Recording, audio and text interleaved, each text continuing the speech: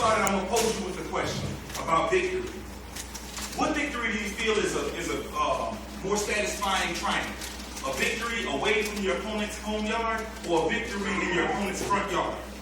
Your front yard. I'm just going to lean on the fact that when you beat somebody in their hometown, generally that's a victory with a better to gloat from, or whatever, for all intents and purposes. I used to play chess, and one of the things that I remember about playing chess is that when we would travel from Savannah to Atlanta, and I would win in Atlanta's hometown on my opponent's own boards and in their hometown and in front of their friends, the victories were always a whole lot better. Not saying that when they would come to Savannah and I would play them there and I would win there, that the victories weren't worthwhile. It's just when you beat somebody, I guess, in their hometown or in their front yard, it's just a great victory. The Apostle Paul wrote in 2 Timothy 2:15 that you should study to show yourself approved, a workman that needeth not be ashamed, rightly dividing the word of God. In my speech, I'm going to cover a few players that played key roles in the confrontation between Moses and Pharaoh. I'm going to cover the beliefs between the Israelites and the Egyptians. And I'm going to close out with a few acts that Moses performed before Pharaoh, before eventually the Exodus. So to get this started, we need to discuss the key players. We start off with Moses. As a child, Moses was saved from an act that was posted by Pharaoh to kill the Hebrew males. This was done in an act to control the population because the Hebrews, being a captive in Egypt, were growing. And they were growing in number, and they were also growing in strength. Ironically enough, Pharaoh's daughter adopted Moses and raised him, where he became a shepherd. And he shepherded flocks in the same desert that eventually he would lead his people from captivity through. Pharaoh was in charge of Egypt. His roles were just the general welfare in Egypt and the overall caretaker. Along with him being in charge or his governorship of Egypt, he was also viewed by his people as a deity. So along with the welfare and the state of Egypt, he also had to maintain a curtain of divinity, if you will, in front of his people. His sorcerers or magicians, as the text referred to them as, were also responsible for ensuring that Pharaoh maintained this curtain of divinity. They wanted to ensure that in front of his people, he appeared to them as a god and not merely a man. And this is from W. Blank in The Defeat of Pharaoh. I throw cites in as well.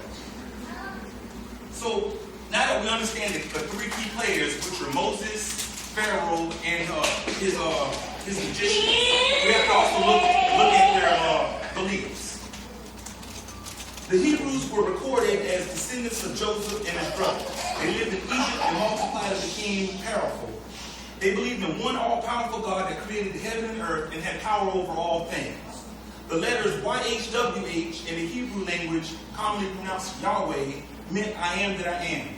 To paraphrase this, the Hebrews or the Israelites believed in a God that always has been, has no beginning and end. Belief in one God from an academic standpoint is called monotheism. In contrast, the ancient Egyptian culture believed in multiple deities that had specific functions or purposes, meaning that they had gods of trees, gods of death, gods of life, gods of the river, gods of fertility, so on and so forth. Belief in multiple gods or multiple deities is a term that's called polytheism. Now that I've set the stage between the two beliefs and we know the key players, I'm just going to briefly cover a few acts that ensued during the confrontation between Moses and Pharaoh. There were 10 plagues in total, but for brevity and the attention of my viewers, I'm only going to discuss 3 of them. The one I'd like to start with is the plague of the flood. This occurred when Moses was at the Nile River, and Pharaoh was coming along, and Moses petitioned Pharaoh to release his people. When Pharaoh refused, the river was turned to blood. Pharaoh immediately turned to his magicians for them to bring a counter to this plague. And somehow they were able to turn water into blood as well. Maybe they put some dye in they packets or whatever the case may have been. But they were able, the text said that they turned water into blood as well. Now, on the surface it would appear that there was a draw. You had the river turned to blood by Moses, and then you had the river turned to blood by the magicians as well. But if we take a deeper look, it was not only an attack against Pharaoh, but it was also an attack against their gods as well. The Egyptian deity, pardon me, I'm supposed to be using these things. The Egyptian deities, Kenon was the creator of water, and their god Hapi was the Nile god. And what happened here was not only was it an assault against Pharaoh as well, it was also an assault against their deities. So after this, prior to the plague on the cattle, the magicians finally accepted defeat. There was a plague of fleas that the magicians weren't able to mimic or recreate as Moses had created. So this allowed, they had to finally throw in the towel, and they told Pharaoh that truly this was the finger of God. All of these things set the stage for the last and decisive blow against Pharaoh and his people. This came in the plague with the death of the firstborn child. Now in this, there's a lot that can be said about this plague in itself. The death of the firstborn in any culture is a devastating and critical blow to any family.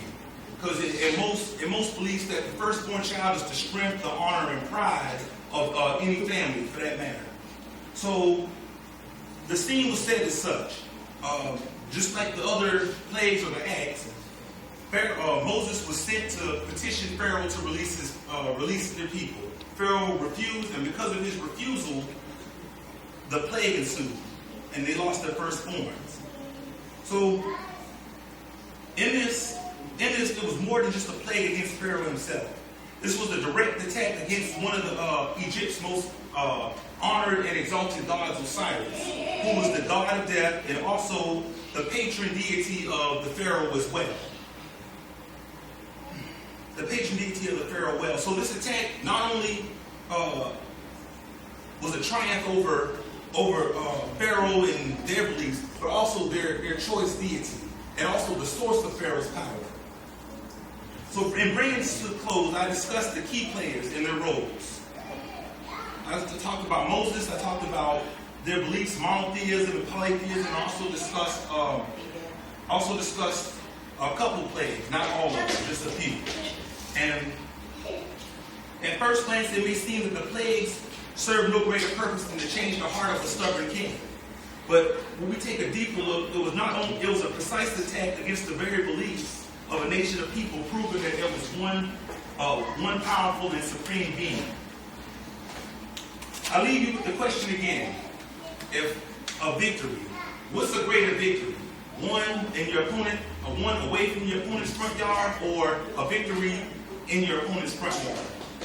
I say, study to show yourself approved unto God, a workman that needeth not be ashamed, rightly dividing the word of truth. May God bless you. I thank you for your support, and the floor is now open for any questions that you may have.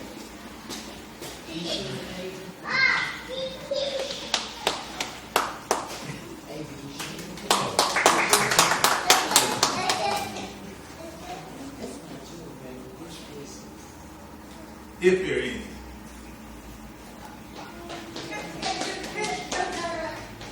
That's that. If there are no questions, I don't have nothing else for you. Thank you.